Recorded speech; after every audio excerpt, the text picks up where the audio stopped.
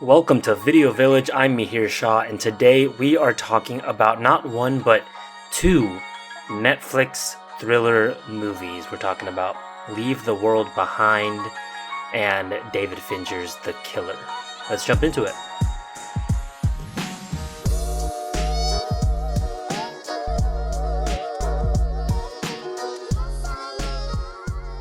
Hope everyone's having a good holiday season. Like I said on the Golden Globes episode, gonna be trying to pump out a handful of episodes here during the holidays, and really focusing on like keeping them short and sweet. So ideally, this one is around 30 minutes, maybe a little longer. But yeah, I'm trying to make things digestible and really just focus on pumping out episodes on all the different movies that are available to watch this holiday season as we prepare to jump into awards season that will be kicking off on January 7th with the Golden Globes. So I'm really excited to talk about these two movies. I don't think we're going to be seeing either of these two movies at the Oscars or anything like that. There's a chance that we'll see maybe something like The Killer in, like a cinematography or a visual effects category. But otherwise, these aren't like the most popular movies of the year. But certainly are being talked about. I think it's interesting because these are both movies that are labeled as thrillers, but when you watch either of these movies, you walk away kind of confused and kind of like, that wasn't a thriller. That's not what I signed up for. And so I find them both fascinating to kind of discuss. Let's talk about Leave the World Behind first. We'll take a quick break and then we'll jump into The Killer. So Leave the World Behind, very popular on Netflix. It was number one on Netflix for about a week at the start of December.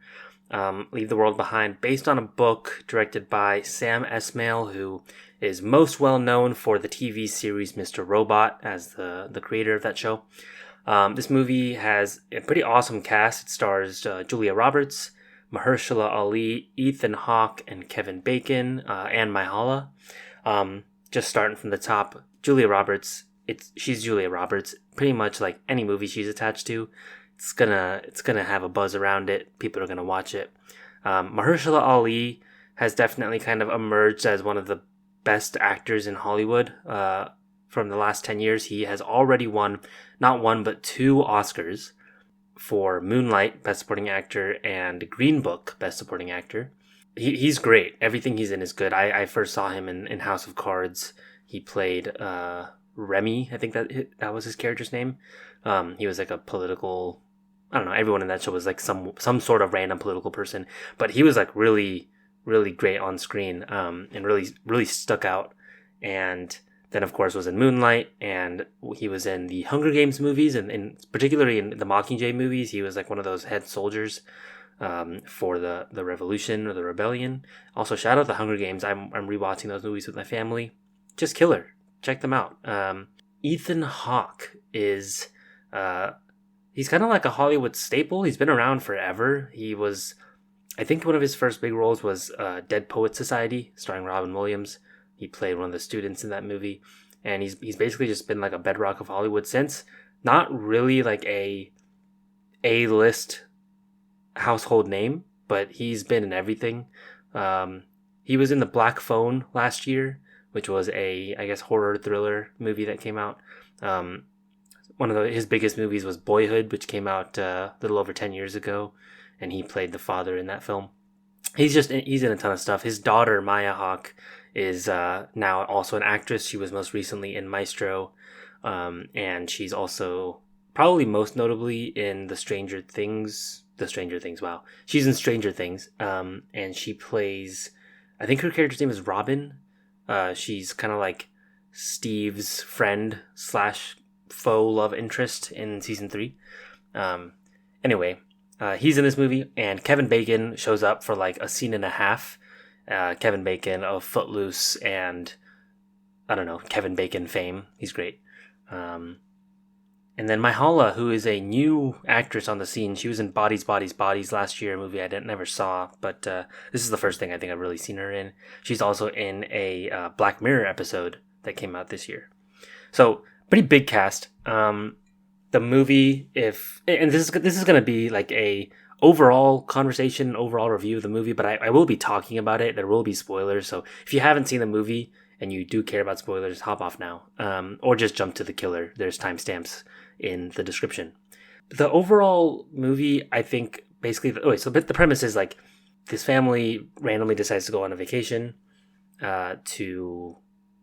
Long Island, the Hamptons? Basically somewhere east of New York where they live.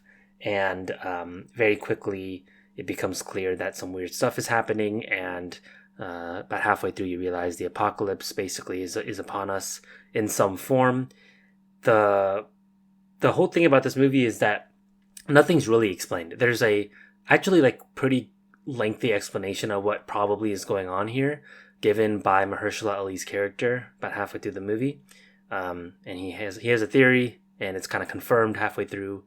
And so he basically talks about how he thinks that this is like foreign governments trying to start a civil war within America by sowing chaos and fear and shutting down all of the systems that we know and understand.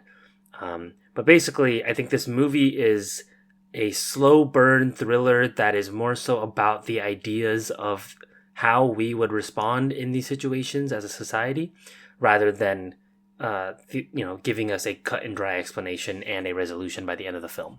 It's more so meant to, I think, provoke conversation and questions, and it certainly does that. I think parts of the slow burn aspect were really frustrating, not because like they weren't intriguing or anything. I think I was just not attached to either the characters or the story at many times in this movie, which is a frustrating place to be when you are halfway through a movie and don't really know why you're watching. A lot of the ideas in the movie are interesting, but the overall premise of the movie, I believe, is just like it. I think it thinks it's smarter than it is, and then it really is. There's some really cool set pieces that I wanted to shout out. So you have this scene with the oil tanker where the family's on the beach and they see a ship in the distance, and they're like, "Oh, a cool ship. There must be a port nearby." And as this ship gets closer and closer, they realize it's some sort of oil tanker and that it is not stopping. And the family waits way too long to sort of get all their stuff up and get moving. And as soon as they start moving, the oil tanker starts to crash into the beach. And it's the first instance of them seeing something really weird, where basically technology has started to run aground and it seems like no one's at the wheel of society. So they go back home.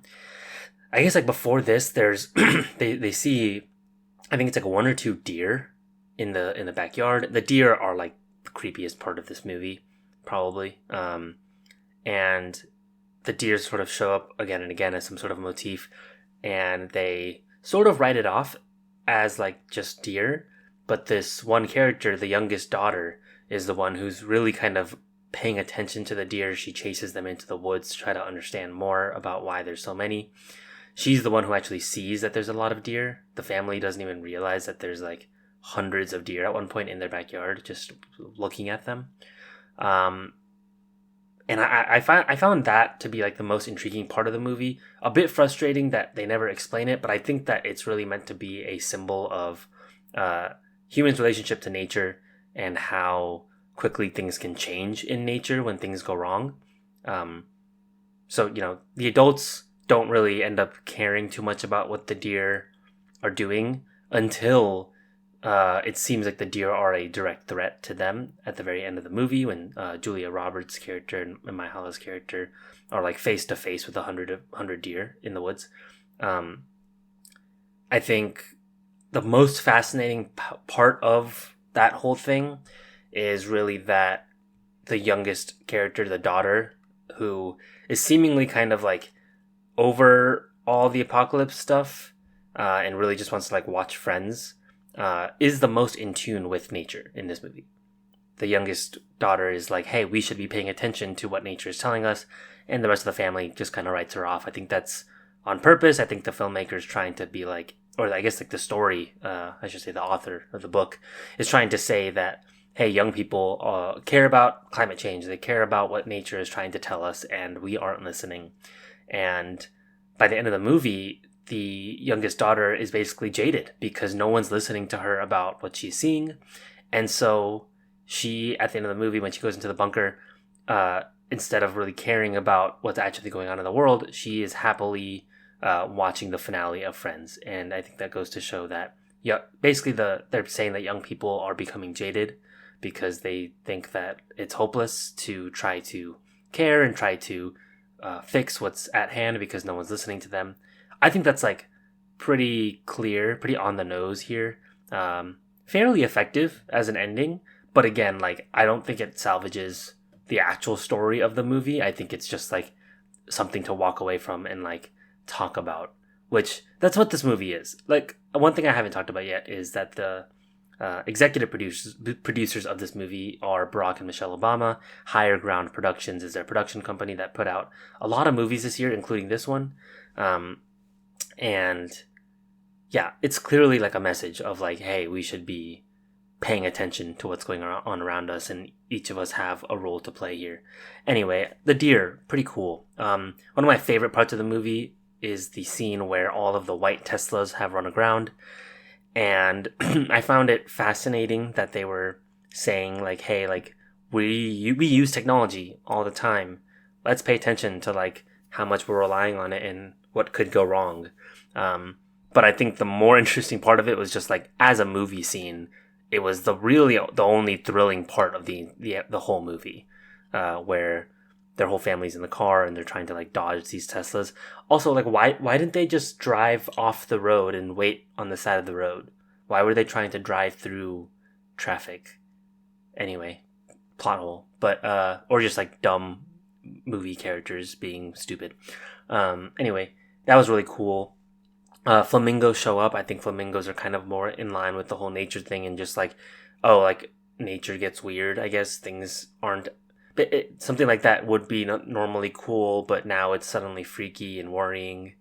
All these ideas are in the movie, and it's like it's kind of exhausting watching movies that are not entertaining and are not providing like interesting characters, but I guess like want you to still derive value from it, because then it's just like, I'm not in school. Give me something entertaining to watch, Basically, I don't think this movie actually is successful, but the messages are there, and so that's what a podcast is for, to unpack whatever you see on a movie screen. So that's what I'm here to do.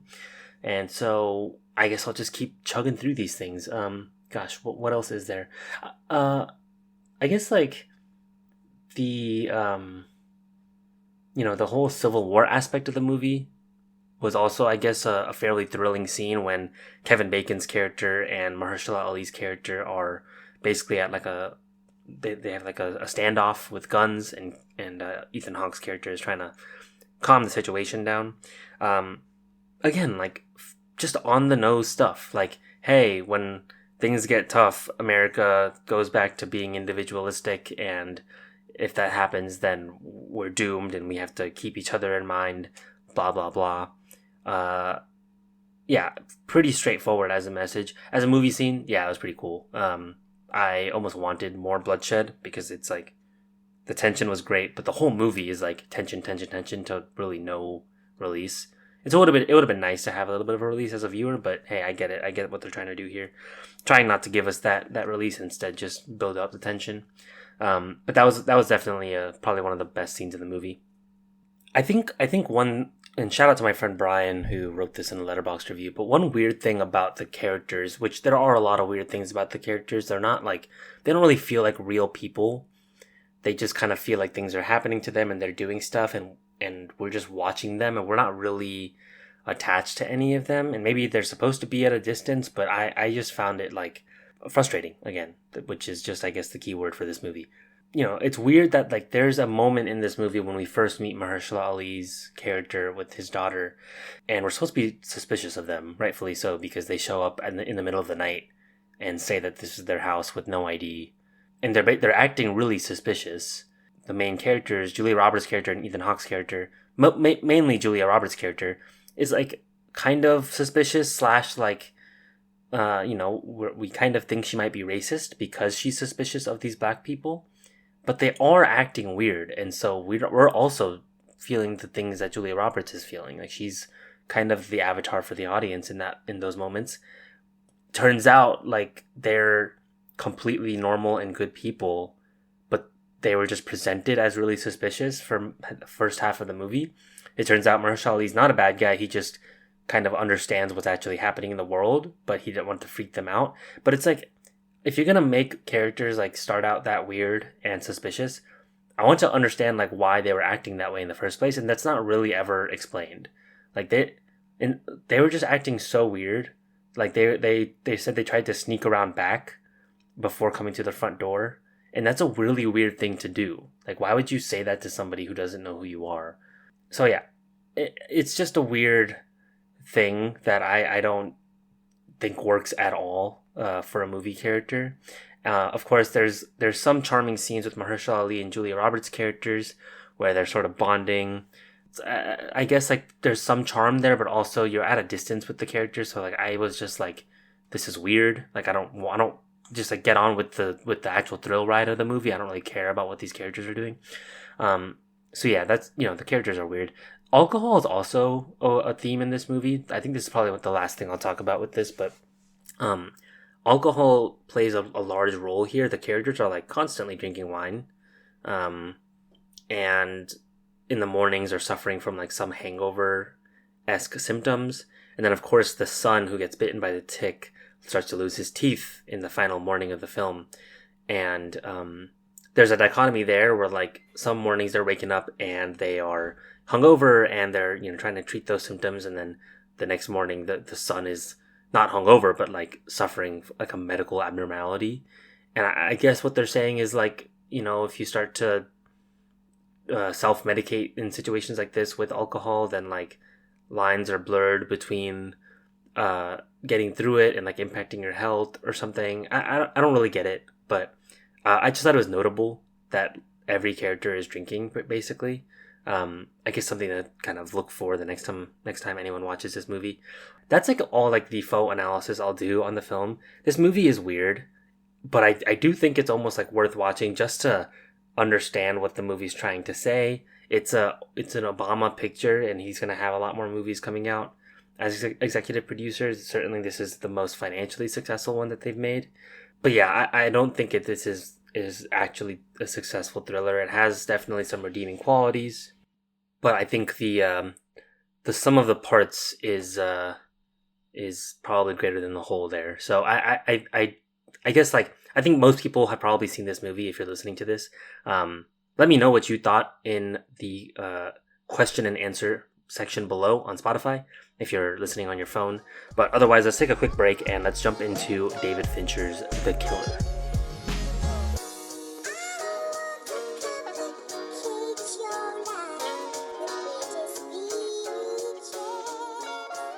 All right, we're talking about David Fincher's The Killer. I've said the word David Fincher like 4 times this podcast. If you don't know who David Fincher is, movies that David Fincher has directed, Seven, Fight Club, Gone Girl, The Social Network, Girl with the Dragon Tattoo, Mank, Zodiac. Oh my gosh, how did I miss Zodiac? He is one of the best filmmakers alive, one of the most influential filmmakers of the last 30 years. I think like of his movies I've seen, I think I've only seen maybe 6 of his films. I think like 3 of them I consider to be 5-star masterpieces. Specifically Zodiac, The Social Network, and Seven are all just incredible movies for so many reasons. But he has a new movie out called The Killer. It was in theaters for a couple of weeks before landing on Netflix, so I'm not sure if you could consider it a Netflix original, but it is certainly somewhat, I guess, like distributed by Netflix. It stars Michael Fassbender in the leading role as the killer. Michael Fassbender, one of my favorite actors. I've mentioned him on this podcast many times for his role in the film Inglourious Bastards, where he showed up for like 20 minutes as a British spy. But he's a fantastic actor. You might have seen him as Steve Jobs in the movie Steve Jobs. This year he was in the sports comedy film Next Goal Wins, which I watched and I found to be charming, but not incredible. But he is a fantastic actor, and this is really like the Michael Fassbender show. Most of this film is him on screen and us listening to his internal monologue. like I said at the beginning of this podcast, this is about thriller movies that are not normal thriller movies, and this is certainly in that category. The Killer is really a like drama almost. It's about the procedural aspects of what it takes to be a hitman. It is about our main character, who is unnamed, but I guess the killer, and the way he goes about his job and his, I guess, like opinions on what he does and his philosophies on life and on his career.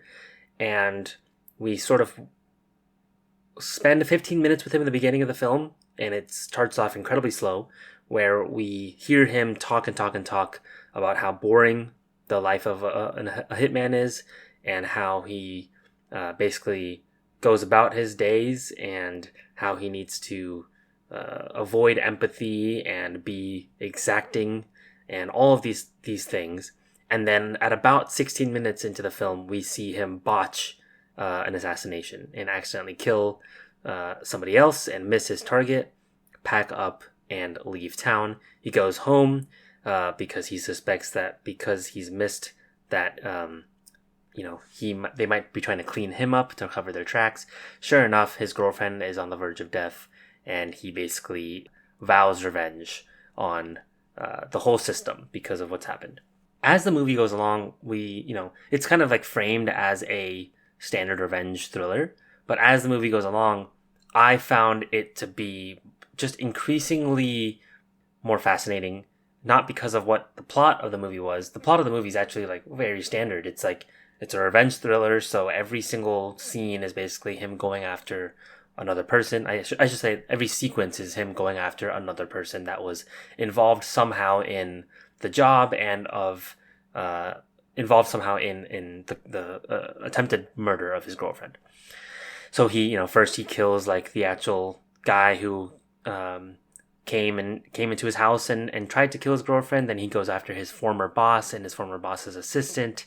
Then he goes after Tilda Swinton's character, who's nicknamed the Expert, who I think actually is the one who came and did the actual job of killing or trying to kill the girlfriend.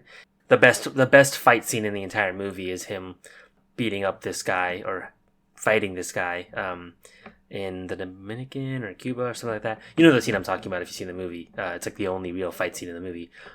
And then, of course, at the very end, he goes and meets the client, or I guess the person who requested the original murder target to be murdered in the first place. And instead of killing him, he lets him go. All of this to say that, like, the plot is the plot, but the most fascinating parts of this movie are when we see the protagonist go against his own ideologies. He's repeating the same ideologies over and over in this film, and yet we see him go against his own word all the time. I think all of this goes to show that, like, this guy's system was broken by himself. He messed up, and he never messes up. And otherwise in his life, he's so exacting and he's so perfect. But he messes up, and basically from that point on, he is kind of questioning everything that he does. And that part of the film is the most autobiographical part of the film. And what I mean by that is David Fincher is, as a director, known to be the most exacting, the most perfect guy in Hollywood. He will record something 80, 90, 100 times. Actors have told horror stories about being on his sets and just being exhausted by the 20-hour days that they end up having to work, because he will record something over and over and over and over and over again. He is a perfectionist, and for him to make a film basically being like, hey, this guy's a perfectionist, but he's not perfect, and it turns out whenever he goes against his own ideologies, it seems like he's actually being a better person. He's like better for it. He says to avoid empathy, but then he shows empathy to his boss's assistant by breaking her neck and pushing her down the stairs to show that the death was quote unquote accidental, so that her son gets life insurance money. Little stuff like that, where we are basically seeing him redeem himself in our eyes because he is going against his own word. So in that sense, it's autobiographical, and he's kind of poking fun at himself as a director. I also found the movie pretty funny at times. Sometimes the humor fell flat, no doubt. I think the humor is like generational in that sense. There's a lot of, I guess, like voiceover humor about the soundtrack, which is 100% the Smiths, a joke, or I guess like a band that I have no relationship to as a person, so I just didn't understand any of that stuff. There's some cheeky bits of humor. I guess like all of his aliases in the film, all the fake names he uses are all sitcom characters, which like, just like some bits of humor.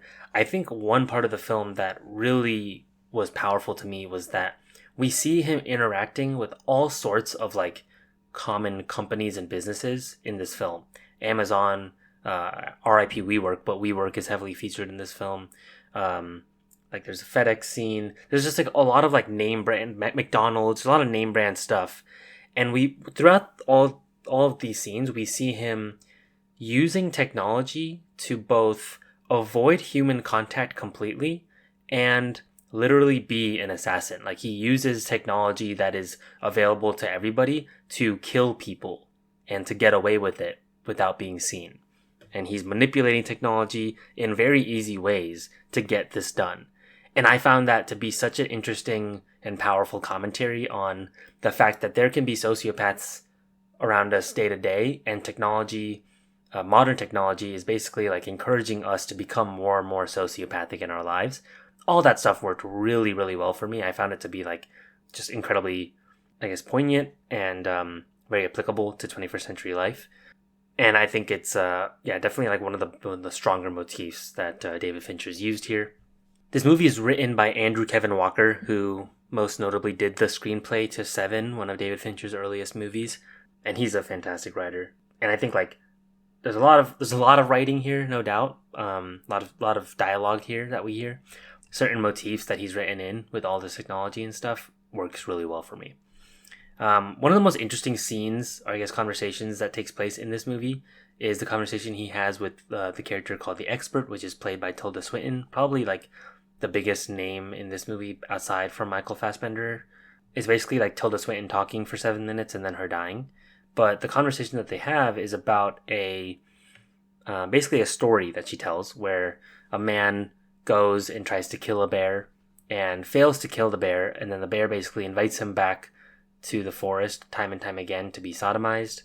And the third time, the bear basically says, "You're not really out here for the hunting, are you?" Which implies that the hunter likes getting screwed by the bear. And that is basically a commentary on the killer's character, where he's both like an incredibly violent person and very exacting, but he's also somebody who likes the dirty parts of his job, the dirty indignities of his job, as this one article on Decider.com says. He basically doesn't go for the most efficient ways to kill people, and he, despite wanting to be exacting and perfect, he's not. And it seems that he ends up actually liking that aspect of it, which is, the ending of the film is a great example of that, where he actually leaves the client alive for some moral reason that he's decided. And then, of course, that scene ends with Tilda Swinton getting shot in the head, and it's revealed that she was actually planning on killing Fassbender because she was holding a knife in her hand. Really, really good stuff. I understand why people don't like this movie, because it is not thrilling a lot of the time. It reads like a drama. You're watching a guy do stuff on screen with the voiceover, and the thrilling parts of it are like far and few between. So I get why, if you sat down to watch a movie called The Killer and you were looking for a thriller, that you'd be heavily disappointed by this film. I think I knew that this wasn't going to be what I thought it was going to be going in. And about 45 minutes in, once I kind of started to, derive some value and some insight from what I was seeing, I was just more and more fascinated by what I watched. I like movies that make you think. And I think the biggest difference between this and Leave the World Behind is that they both have things to say, but Leave the World Behind is like, hey, like, the things that I want to say is the point of this film. And I think The Killer is like, I'm not going to tell you what the point of the film is. The point of the film is you just watched an exacting killer take revenge on people. And if you found that a bit boring, that makes sense, because the the whole job of being a killer is boring. But there's so much under the surface in the killer that I actually found myself wanting to reward the film for that. So yeah, I would say that of the two movies, The Killer is definitely the more successful film. Certainly, technically, it is. Technically, this movie is like off the charts. I mean, it is edited by David Fincher's longtime editor, Kirk Baxter, who won back-to-back Oscars for The Social Network and The Girl with the Dragon Tattoo. Cinematography by Eric Messerschmidt, who was nominated for an Oscar, for Mank. Mank is David Fincher's film that he made in 2021. I've yet to see it, but you can watch that on Netflix. Music is by Trent Reznor and Atticus Ross, who most notably won Oscars for both The Social Network and Pixar's Soul. They are some of the best musicians working today in Hollywood, and this score is like you don't even remember that there is a score because it's really droning and it's like really kind of like pulsing. As the most notable time that there's music, I think, is the fight scene in Florida, I guess. I said Cuba or something like that earlier. It's Florida. He goes to St. Petersburg and finds the Brute. And during that fight scene between him and the Brute, the music is just like off the charts. I think like technically this film is like really well made. Well, we might even see some nominations for it at the Oscars, but I think more so the reason I recommend it is just because there's a lot of really cool ideas in there about, I guess, floating through our modern life and how somebody like a killer like this is able to go around it, and what this killer's philosophies are about what he does and whether he actually likes the killing parts of it or not, and whether he is really actually looking for redemption or he's just I guess like what his motivations are and trying to kind of like piece those together. I'm not saying that it's like the deepest movie you'll ever watch, but I just found it way more interesting than the other non-thriller that we talked about, Leave the World Behind. So that's all I'll say about The Killer. David Fincher is an incredible filmmaker. This is definitely not in my like top 5 for him, if I had to say, but the more movies I watch by him, the more I'm kind of like fascinated by what he has to say in his films. That's the episode. I hope you've enjoyed. We're going to be doing more episodes in the coming days. The films Maestro and Ferrari are going to be featured in an episode relatively soon. We'll do a Leo DiCaprio Hall of Fame episode in January sometime. We're going to be talking about past lives. We're going to be talking about Oppenheimer. We're going to be talking about Killers of the Flower Moon. So, stay tuned for coming episodes in the next month or so. Until then, thank you for listening. Hope you've enjoyed. And we'll see you next week on Video Village. Take care.